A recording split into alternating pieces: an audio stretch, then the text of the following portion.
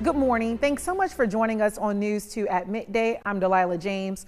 Storm Team 2 is tracking tropics closely today as Hurricane Umberto and Invest 94 continue to make their way through the Atlantic. We're showing you a look at our radar now as storms continue to churn. A lot of uncertainty still remains on what impacts we could see. But Storm Team 2 meteorologist Jed Kristoff has everything you need to know. Jed, you've been monitoring these storms all morning. What can people expect? That's right. And the latest data is coming in, and it's still showing the possibility of a Carolina landfall on the table here. Now, it still could potentially be pulled out to sea. We're still looking at satellite imagery. We have a cluster of showers and thunderstorms that are centered right over some high terrain, some mountainous terrain, mountains there in excess of 10,000 feet, which will certainly disrupt it, adding a lot of short-term just uncertainty to the forecast. Once it emerges to the north of these islands and we get it into the southeast Bahamas, it'll likely form a center as conditions become more favorable. And then from there on out, we will really have a great idea of exactly where this is going to go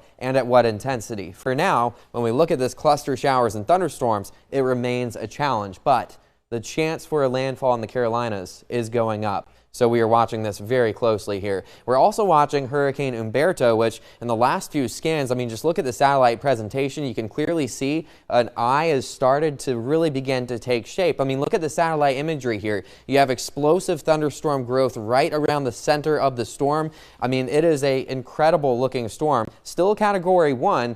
But honestly, we're borderline Category 2, if not already, and we'll see that in the latest update, which as of 11, again, still shows you max winds of 90, so another 6 miles per hour, and it'll be at Category 2 strength. It'll continue to move westward with time, likely to become a major Category 4 hurricane as soon as the weekend, but it will stay out to sea. The one we're concerned with is just that Invest 94L, which again is located right over some mountainous terrain, making this short-term forecast complicated. We will continue to keep a very close eye on that, of course, in the coming hours and the coming days as well. But maybe you're about to head out the door right now. This is what you can expect for the day today. Partly cloudy skies. Warm temperatures. We're at 84 right now at the airport, low to mid 80s on the beaches right now with winds that are overall pretty calm, but we will see some gusts up to 20 throughout times as we reach those upper 80s and low 90s today for daytime highs. We have a cold front on the way, so completely unrelated to the tropics. We have showers and thunderstorms in the forecast for this afternoon and evening. If you do happen to have any outdoor plans,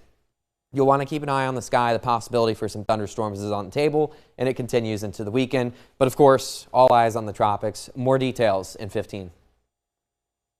The city of Charleston is holding an emergency meeting this morning to discuss preparations for potential impacts of the storm. Leaders say they're still monitoring to see how serious our impacts will be, but they have an action plan in place if necessary to keep residents safe during heavy rain or flooding. They have begun patrolling known problem areas, placing pumps in vulnerable spots, lowering lakes, and redying staff. They plan to take additional actions like providing sandbags and opening parking garages if necessary. We have a whole checklist of things that, depending on the level of storm or the level of rain or flooding that we anticipate we're going to get, that is kind of what triggers, when we do what. So just some examples of things that are on that list. So obviously, like you said, the temporary pump deployment that goes into our areas that are very low lying, that we know flood, especially in our neighborhoods. Getting our high water vehicles from our fire department ready and engaged and on standby and making sure that they're staffed up correctly. Scan the QR code on your screen to download our WCBD Plus app. You can hear more of our conversation about the city's preparedness plans and get live updates on the tropics every day at 3 and 9 p.m. The app is free and available on Amazon, Roku, or Apple TV. Preparations are also underway in North Charleston as city officials keep a close eye on the Atlantic. Officials say that the city staff is regularly in communications with the regional emergency management partners, and departments are coordinating internally to ensure services and operations can be just adjusted quickly if conditions require. Mayor Reggie Burgess telling us, in quote, "We are keeping a close eye on the system just as we do with any potential weather event.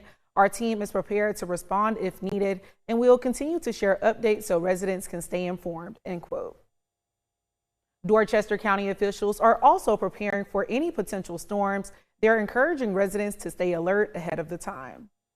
Around the county, officials are paying close attention to river levels. They say the levels are currently low due to a lack of rain over the past few weeks, but they say the waters can still rise quickly. Last year, Tropical Storm Debbie brought major flooding to rivers in the county that prompted some evacuations and water rescues. With Dorchester being so far from the coast, that may give some people a false sense of security. Officials say river flooding is something everyone should take seriously. Officials say now is a good time to double check your emergency kits, secure property, and make sure you have an emergency action plan. It's a slow buildup to where eventually, the day before the storm arrives, this room will be mostly filled with different staff members and county employees, some of the folks from our municipalities, volunteer organizations, state folks. Should we need to, they will also come and into the Emergency Operations Center so we can coordinate the response and then, if necessary, the recovery after.